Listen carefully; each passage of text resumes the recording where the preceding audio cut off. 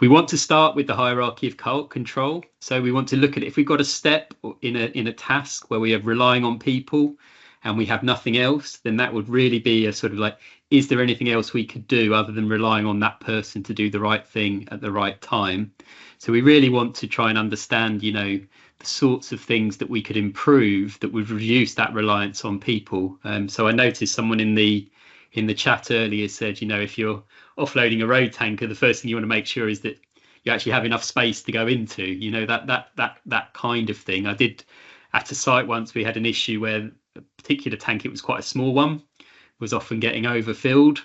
And one of the issues was that because the tank was so small, the orders that they could get in were always larger than the size of the tank. So, it was almost always hitting the sort of high level alarm. So there's definitely improvements, you can order less or have bigger tank, so that issue isn't going to occur, which is a sort of an example of a sort of hierarchy of control type of improvement. So we just want to make sure that when we've found steps where we're relying on people, we do want to improve the performance influencing factors. If we can, before that, we want to think about, have we got any opportunities to improve things in terms of where we are on the hierarchy of control?